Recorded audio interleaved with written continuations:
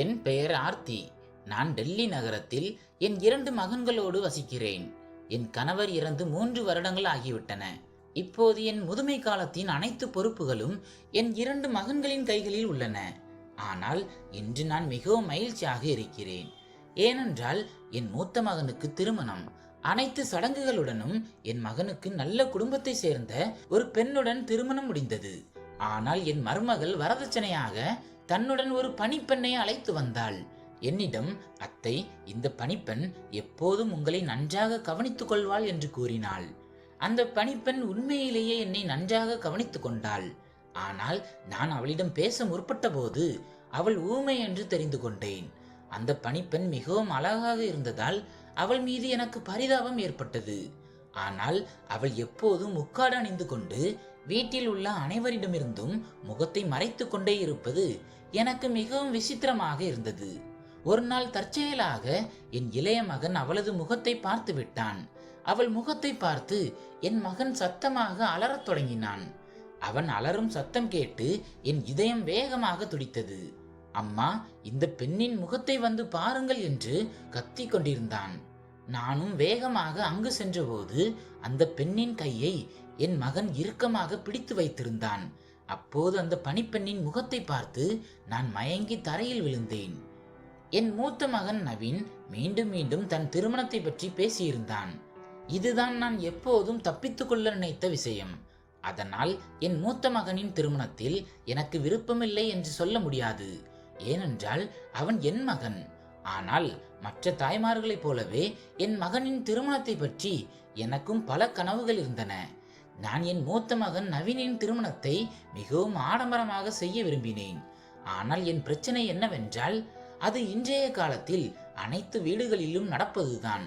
என் மகன் நவீன் தான் விரும்பிய பெண்ணை திருமணம் செய்ய விரும்பினான்.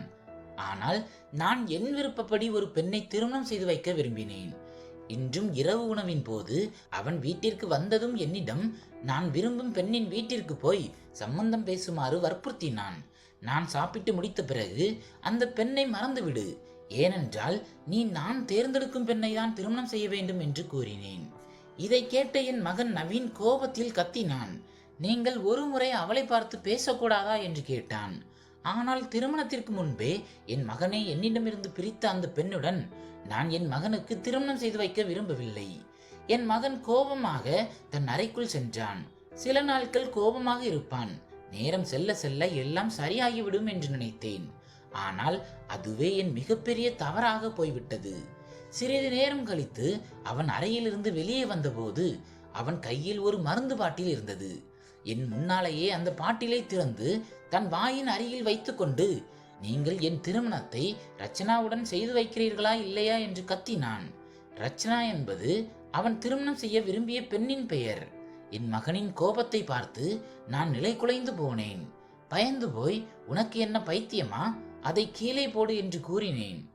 ஆனால் என் மகன் அந்த நேரத்தில் மிகுந்த உணர்ச்சி வசப்பட்டிருந்தான். அவனுக்காக நான் ஒப்புக்கொள்ள வேண்டியிருந்தது. சரி, நீ யாரை திருமணம் செய்ய விரும்புகிறாயோ நான் அவர்களையே போய் பார்க்கிறேன் என்று கூறினேன். உடனே என் மகன் மருந்து பாட்டிலை கீழே போட்டுவிட்டு என்னை கட்டி கொண்டான். அவள் மிகவும் நல்லவள். என் திருமணத்திற்கு பிறகு நீங்கள் அவளை பற்றி மிகவும் பெருமைப்படுவீர்கள் என்று கூறினான். என் மகன் சொன்னதை கேட்டு நான் அந்த பெண்ணின் வீட்டிற்கு சென்று சம்பந்தம் கேட்டேன். அந்த பெண் பார்ப்பதற்கு மிகவும் அமைதியானவளாகவும் நல்லவளாகவும் தெரிந்தாள். குடும்பமும் வசதியான குடும்பம்தான். நான் திருமண தேதியையும் குறித்தேன். திருமண ஏற்பாடுகளுக்காக நான் ஓரிரு முறை அவர்கள் வீட்டிற்கு சென்றேன். ஆனால் அங்கே சென்ற ஒவ்வொரு முறையும் அந்த பணிப்பெண்ணை தான் நான் சந்தித்தேன். அவள் எப்போதும் முகத்தை முழுவதுமாக மூடியபடி இருந்தாள். பணிப்பெண்ணின் நடவடிக்கைகள் எனக்கு விசித்திரமாக இருந்தன. என் மருமகள், இந்த பணிப்பெண் மிகவும் நல்லவள். உங்கள் அனைத்து வேலைகளையும் இவளே பார்த்து கொள்வாள். அவள் ஒரு நல்ல பெண் என்று கூறினாள். நான் என் மகன் மற்றும் மருமகளிடம், நீங்கள் இருவரும் முதலில் எங்கே சந்தித்தீர்கள் என்று கேட்க முயன்றேன். ஆனால் இருவரும் வெவ்வேறு பதில்களை கொடுத்தனர். இதை கேட்டு நான் மிகவும் அதிர்ச்சி அடைந்தேன், சந்தேகமும் அடைந்தேன். ஆனால் இப்போது என்ன செய்ய முடியும்? திருமணம் நிச்சயிக்கப்பட்டு விட்டது. திருமண ஏற்பாடுகளில் மருமகளின் பணிப்பெண் நிறைய உதவி செய்தாள். எனக்கு பெண் குழந்தை இல்லை என்பதால் அந்த 2 பெண்களும் சேர்ந்து எல்லா வேலைகளையும் செய்தனர். திருமணத்திற்கு பிறகு என் மருமகள் மணப்பெண்ணாக முதல் முறை எங்கள் வீட்டிற்கு வந்தபோது என் மருமகள் தன்னுடன் அந்த பணிப்பெண்ணையும் காரில் பின் இருக்கையில் அமர வைத்து அழைத்து வந்ததைக் கண்டு நான் மிகவும் அதிர்ச்சி அடைந்தேன். நானும் என் இளைய மகன் மனோஜும் மணமகன் காரை பின்தொடர்ந்து வந்தோம். என் இளைய மகன், அம்மா தவறாக நினைக்காதீர்கள், ஒரு விஷயம் கேட்கவா? அன்னிக்கு அந்த பணிப்பெண் மீது ஏன் இவ்வளவு பாசம்? யாராவது பணிப்பெண்ணை தலைக்கு மேல் தூக்கி வைத்து கொண்டு ஆடுவார்களா என்று கேட்டான். இந்த விஷயம் முதல் நாளிலிருந்தே எனக்கும் கவலையை தந்தது. மேலும் அவள் வரதட்சணையாக அந்த பணிப்பெண்ணை அழைத்து வந்தது விசித்திரமாக இருந்தது. என் மகனுக்காக நான் எதுவும் சொல்ல முடியவில்லை. அந்த பணிப்பெண்ணுக்கு என் மருமகள் திருமணத்திற்காக மிகவும் நல்ல ஆடைகளை வாங்கி கொடுத்திருந்தாள். அந்த உடைகளை அணிந்த பிறகு அவள் பணிப்பெண் போலவே தெரியவில்லை. என் உறவினர்கள் பலர் முக்காடு போட்டிருக்கும் அந்த பெண் யார் என்று கேட்டனர். அவர்களிடம் அவள் ஒரு பணிப்பெண் என்று எப்படி சொல்வது? எனவே பெண் வீட்டிலிருந்து வந்த யாரோ ஒருவராக இருக்கும் என்று சமாளித்தேன். என் உறவினர்களுக்கு அந்த பெண் வெறும் பணிப்பெண் என்று தெரிந்தால் என்ன நினைப்பார்கள் என்று யோசித்துக் கொண்டிருந்தேன். என் மகனுக்கு தலைக்கால் புரியவில்லை. எதையும் யோசிக்காமல் முக்காடு போட்ட பணிப்பெண்ணை தன் மனைவியுடன் வரதட்சணையாக அழைத்து வந்திருக்கிறான். திருமணத்திற்கு பிறகு நாங்கள் வீட்டிற்கு சென்றபோது என் மருமகள் என்னிடம், அத்தை, இந்த பணிப்பெண்ணை நான் உங்களுக்காகவே கொண்டு வந்தேன். நீங்கள் எப்படி வேண்டுமானாலும் வேலை வாங்கிக் கொள்ளுங்கள், அவள் உங்களை நன்றாக கவனித்துக் கொள்வாள் என்று கூறினாள். என் மருமகளின் பேச்சை கேட்டு நான் வியப்படைந்தேன். அந்த பெண் பாவம், மிகவும் நல்லவள். நான் அவளை பற்றி எவ்வளவு தவறாக நினைத்து விட்டேன். என் சிந்தனையை நினைத்து வெட்கப்பட்டேன். என் மருமகள் அப்போது அந்த பணிப்பெண்ணை அழைத்து என் அறைக்கு வர சொன்னாள். பாருங்கள், திருமண ஏற்பாடுகளில் அத்தை மிகவும் சோர்வாக இருக்கிறார். நீங்கள் அவரது கை கால்களை அழுத்தி மசாஜ் செய்து விடுங்கள். இனிமேல் அவரது அனைத்து வேலைகளும் உங்கள் பொறுப்புதான். சீக்கிரம் சென்று அத்தையின் அறையை சுத்தப்படுத்துங்கள், அவர் ஓய்வெடுக்கட்டும் என்று கூறினாள். அந்த பணிப்பெண் அறைக்குள் சென்றபோது என் மருமகள் தாழ்ந்த குரலில், அத்தை, உங்களிடம் ஒரு சிறிய கோரிக்கை என்றாள். நான் ஆச்சரியத்துடன் அவளை பார்த்து என்ன கோரிக்கை என்று கேட்டேன். என் மருமகள், பாவம், அந்த பணிப்பெண் ஏழ்மையானவள். அவளது முகத்தை இன்று வரை நானும் பார்த்ததில்லை. அதனால் தயவு செய்து அவளை நன்றாக பார்த்து கொள்ளுங்கள் என்றாள். நான் அவளிடம், நீ இதை பற்றி கவலைப்படாதே என்று கூறினேன். நான் என் அறைக்கு சென்றபோது அந்த பணிப்பெண் மிகவும் கவனத்துடன் வேலை செய்து கொண்டிருப்பதை கண்டேன். சேலையின் ஓரத்திலிருந்து அவளது வெள்ளையான கைகள் தெரிந்தன. அவளது அழகை கண்டு நான் அதிர்ச்சி அடைந்தேன். அவ்வளவு வெண்மையான நிறம். நான் அங்கே இருப்பதை உணர்ந்ததும் அவள் உடனே தன் முகத்தை முழுமையாக மூடிக்கொண்டாள். நான் அவளிடம், உன் பெயர் என்ன என்று கேட்டேன். அவள் சைகை மூலம் தான் ஊமை என்பதை உணர்த்தினாள். அந்த பணிப்பெண்ணின் நிலைமையை கண்டு எனக்கு பரிதாபம் ஏற்பட்டது. பாவம், இவ்வளவு அழகாக இருந்தும் அவளுக்கு எப்படிப்பட்ட விதி! பணிப்பெண்ணாக இருப்பது ஒருபுறம் இருக்க ஊமையாகவும் இருக்கிறாள். எது எப்படியோ அந்த பணிப்பெண் மிகவும் பயனுள்ளவளாக இருந்தாள். என்னை நன்றாக கவனித்துக் கொண்டாள். என் மருமகள் வேலை செய்யும் முன்பே அவள் என் வேலைகளை முடித்து விடுவாள். நான் அவளிடம் மிகவும் மகிழ்ச்சியாக இருந்தேன். ஆனால் என் இளைய மகன் அவள் முக்காடு அணிந்திருப்பதை வெறுத்தான். அவன் மிகவும் குறும்பானவன். அந்த பணிப்பெண் அவன் முன் செல்லும் போதெல்லாம் வழியை மறித்து நின்று, முக்காடை எடுத்து உன் முகத்தை காட்டு, அப்போதுதான் உன்னை விடுவேன் என்று கேலி செய்வான். அவள் பயந்து வேகமாக என் அறைக்கு வந்து என்னை தழுவிக் கொள்வாள். நான் என் மகனிடம், ஏன் அந்த பாவம் தெரியாதவளை துன்புறுத்துகிறாய் என்று திட்டுவேன். அந்த பணிப்பெண் தினமும் இரவு என் தலை மற்றும் கால்களை அழுத்தி மசாஜ் செய்வாள். அவள் வந்ததிலிருந்து என் வேலைகள் அனைத்தும் சுலபமாகிவிட்டன. என் இளைய மகன், அம்மா, இவள் திருடியை போல முகத்தை மூடிக்கொண்டே இருக்கிறாள், உங்கள் நகைகளை எல்லாம் கவனமாக வையுங்கள் என்று எப்போதும் சொல்லிக்கொண்டே இருப்பாள். அந்த பணிப்பெண் ஊமையாக இருந்ததால் எதற்கும் பதில் சொல்ல முடியாது. அவள் மிகவும் எளிமையானவள். தன் வேலையை மட்டும் பார்த்து கொள்வாள். ஒரு நாள் என் தோழிகள் வீட்டிற்கு வந்திருந்தனர். அப்போதும் அந்த பணிப்பெண் முக்காடு அணிந்தே அவர்கள் முன்னால் வந்தாள். அவள் சென்ற பிறகு ஒரு தோழி, உன் பணிப்பெண் ஏன் எப்போதும் முக்காடு போட்டு வேலை செய்கிறாள் என்று கேட்டார். நான், அவள் மிகவும் நல்ல குடும்பத்தை சேர்ந்தவள். குடும்ப சூழல் காரணமாக வீட்டை விட்டு வெளியேற வேண்டியிருந்தது. இப்போது இப்படியெல்லாம் பெண்கள் எங்கே கிடைக்கிறார்கள் என்று என் மருமகள் சொன்னதே நான் சொன்னேன். இதை கேட்ட என் தோழிகள் சிரிக்க தொடங்கினர். பெண்கள் இன்னொரு பெண்கள் முன்னால் முக்காடு போடுவார்களா? நாங்கள் பலரை பார்த்திருக்கிறோம். யாரும் இப்படி இருப்பதில்லை. நீ அந்த பணிப்பெண் மீது கண்ணும் கருத்துமாக இரு. நன்றாக நடிப்பவர்கள்தான் பின்னால் துரோகம் செய்வார்கள் என்று எச்சரித்தனர். தோழிகளின் பேச்சு என் மனதில் சந்தேக விதையை விதைத்து விட்டது. எனக்கு முதலில் சந்தேகம் இல்லை, ஆனால் இப்போது அவளை சந்தேகிக்க தொடங்கினேன். எனக்கு பல சம்பவங்கள் நினைவுக்கு வந்தன. அதை நான் அப்போது பெரிதாக எடுத்துக்கொள்ளவில்லை. சில நாட்களுக்கு முன்பு என் மருமகள் இந்த பணிப்பெண்ணை ஒரு வேலைக்காக தன் அறைக்கு அழைத்திருந்தாள். என் மூத்த மகன், மருமகள் மற்றும் என்னை இரவு உணவுக்கு அழைத்திருக்கிறார்கள் என்பதை சொல்ல நான் அவள் அறைக்கு சென்றேன். அங்கே நான் கண்ட காட்சி என்னை அதிர்ச்சியில் உறைய வைத்தது. என் மருமகளின் அறைக்குள் இருந்து என் மருமகளின் குரலை தாண்டி இன்னொரு பெண்ணின் சிரிப்பு சத்தமும் பேசும் சத்தமும் கேட்டது. நான் மிகவும் அதிர்ச்சி அடைந்தேன். ஏனென்றால் அந்த பணிப்பெண்ணை தவிர உள்ளே வேறு யாரும் இருக்கக்கூடாது என்று நினைத்திருந்தேன். நான் உள்ளே சென்று இதை பார்ப்பதற்கு முன்பே என் இளைய மகன் என்னை அழைத்ததால் சமையலறைக்கு சென்று விட்டேன். என் மகனின் பேச்சை கேட்டு திரும்பி வந்தபோது என் மருமகளிடம், உன் அறைக்குள் யார் பேசும் சத்தம் கேட்டது என்று கேட்டேன்.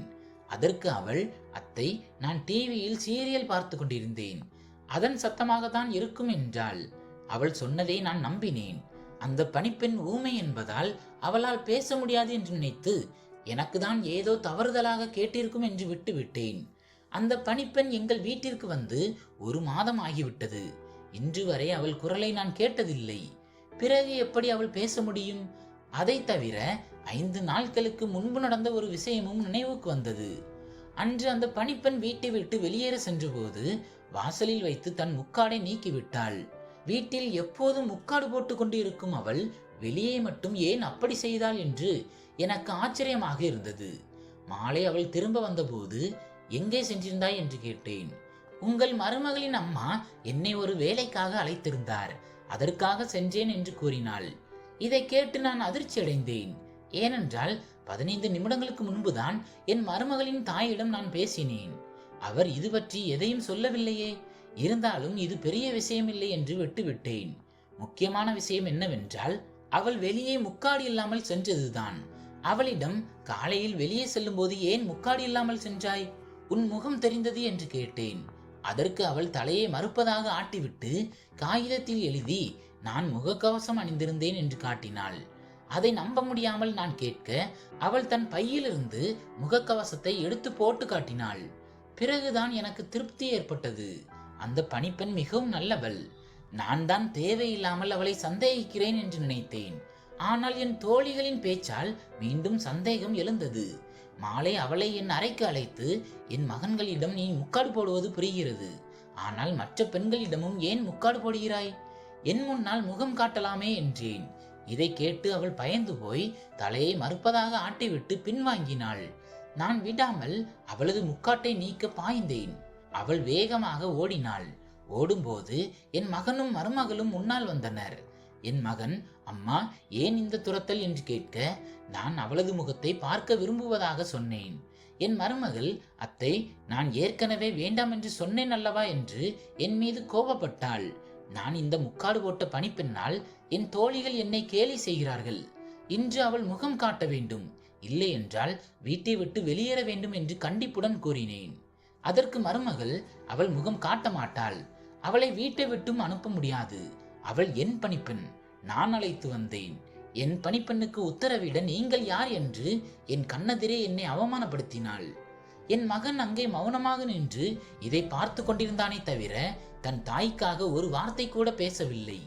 அவன், இது உங்கள் இருவருக்கும் அந்த பணிப்பெண்ணுக்குமான விஷயம், நீங்களே பேசி தீர்த்து கொள்ளுங்கள் என்று கூறிவிட்டு வெளியே சென்றான். என் மருமகள் அந்த பணிப்பெண்ணின் கையை பிடித்து கொண்டு தன் அறைக்குள் சென்றாள். சிறிது நேரம் கழித்து வந்த என் இளைய மகன், அம்மா, ஒரு பணிப்பெண்ணுக்காக ஏன் அண்ணியிடம் சண்டை போடுகிறீர்கள்? அண்ணிதான் எனக்கு புதிய தொழில் தொடங்க உதவப் போகிறார்கள், போய் அண்ணியிடம் மன்னிப்பு கேட்டு விடுங்கள் என்றான். என் மகனின் பேச்சை கேட்டு மருமகளிடம் மன்னிப்பு கேட்க அவள் அறைக்கு சென்றேன். அவள் அறைக்கதவு சற்று திறந்திருந்தது. அப்போது அறையின் உள்ளே லேசாக எட்டி பார்த்தபோது அறைக்குள் நடந்த காட்சியை பார்த்து நான் அதிர்ச்சியில் உறைந்து போனேன். என் மருமகள் அந்த பணிப்பெண்ணை கட்டியணைத்து தேற்றி கொண்டிருந்தாள். ஒரு எஜமானி தன் பணிப்பெண்ணை இவ்வளவு பாசமாக தழுவுவதை கண்டு நான் குழப்பமடைந்தேன்.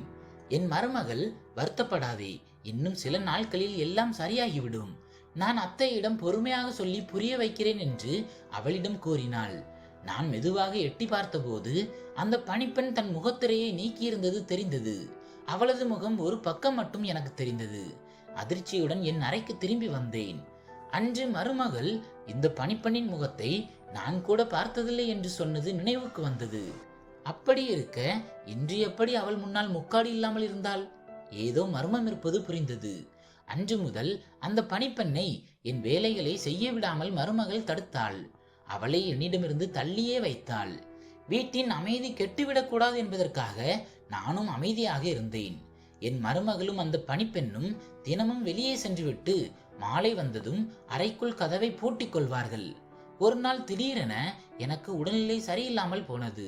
சமையல் அறையில் வேலை செய்து கொண்டிருந்த அந்த பணிப்பெண்ணிடம் டீ கேட்டு வருமாறு என் இளைய மகனிடம் கூறினேன். தற்செயலாக அன்று அவன் வீட்டில் இருந்தான்.